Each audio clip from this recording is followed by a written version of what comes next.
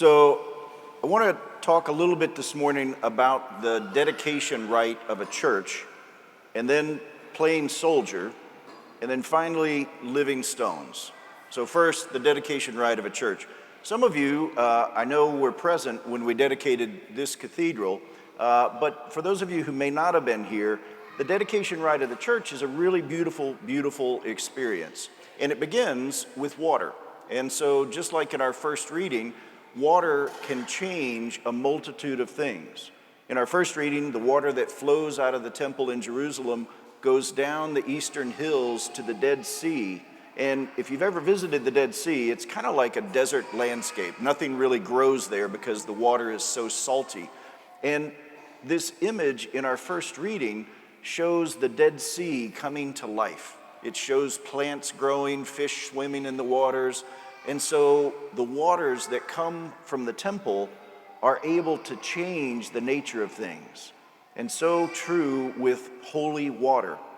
You see, the first part of the rite of dedication for a church is to baptize the building. And so you go around the church with holy water, sprinkling the building and baptizing it. And then if you look on the walls of our cathedral, you'll see candles, and they're in 12 different locations. And just below them is a little square stone of Tennessee cedar. It's marble. And that's where the walls of our cathedral were anointed with the oil of chrism, the same oil that's used in confirmation. And at the same time, the altar is covered with that chrism oil and anointed with the oil of chrism.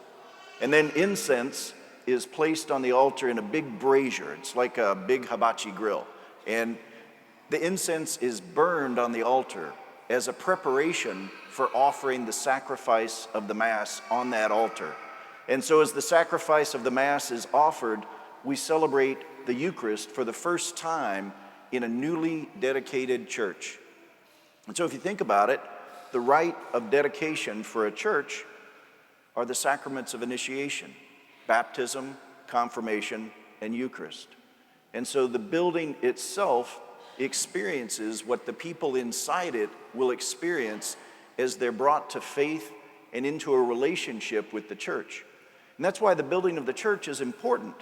You know, you could just build a nice rectangular structure that would be functional in order to celebrate Mass, and that would work. So why is our church designed the way it is? Because form and function go together. Because the space shapes what happens inside it. And that's why our cathedral is actually in the shape of a cross, because we mark ourselves with holy water in the sign of the cross every time we enter and leave the church. Because our faith reminds us, and our faith is celebrated here because we are centered on the life of Christ. And so the dedication rite points out to us what we know to be true, that what takes place in this space is different than any other space, because this is where heaven and earth meet.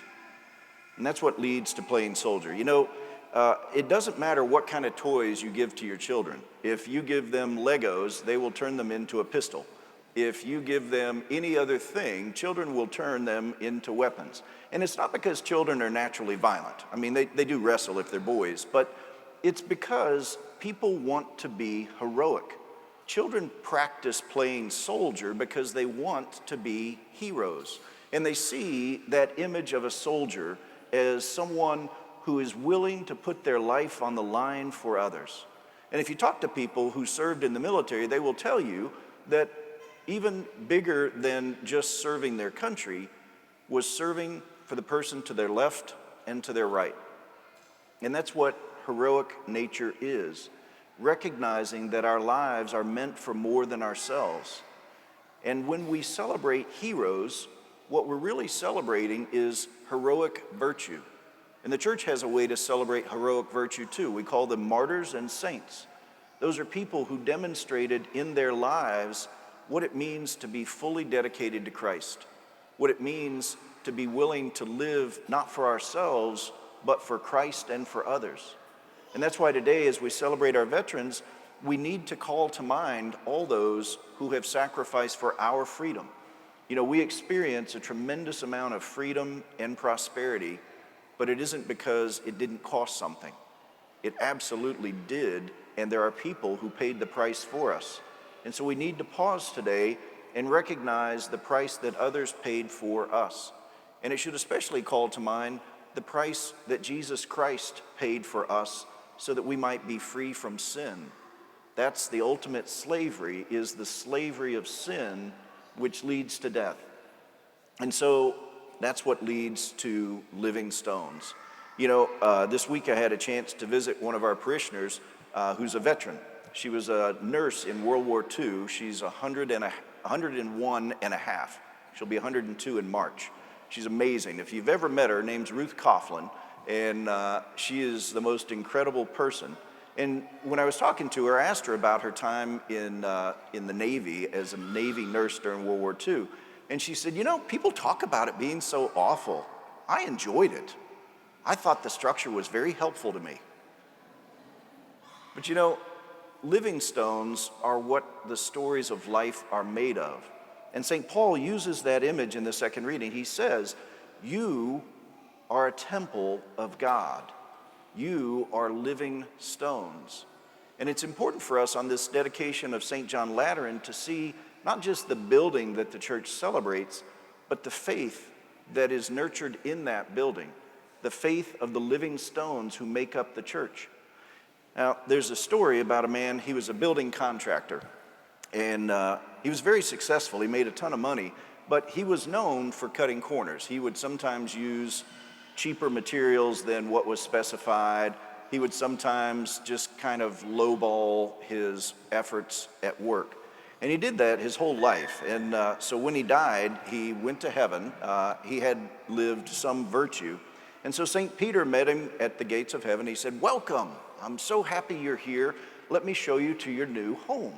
And so they go walking down the streets of heaven, and he sees one of his masons that used to work for him coming out of his mansion. And it's this mansion with a fountain in front, and he's got a pool in the back, and all these great gardens. And he's like, wow, my mason has a house like that. This is going to be really good.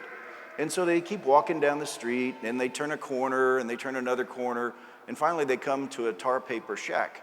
And St. Peter says, well, welcome to your new home for eternity. And the contractor looked at him and he said, well, what is this? This is my house? And St. Peter says, well, we did the best we could with what you sent us.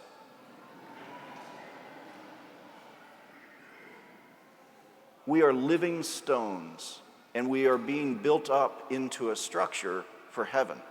We're being built up into the heavenly Jerusalem. And that's why what we celebrate here reminds us that heaven and earth touch in this space. And as living stones, the Lord wants to enter into the temple that we are. He wants to inhabit our place of worship, and he wants to be especially in our hearts. And so this celebration of St. John Lateran should also challenge us to be people of heroic virtue, to be people who on a daily basis strive for heaven, because our love for the Lord Jesus drives us to be willing to be people who live not for ourselves, but for Christ and for one another. And so as we celebrate this feast today, I invite you to ask the Lord to lead each of us to that heroic virtue, to lead us in a way that we might strive for those greater gifts that God wants to give to us, most especially love of God and love of neighbor.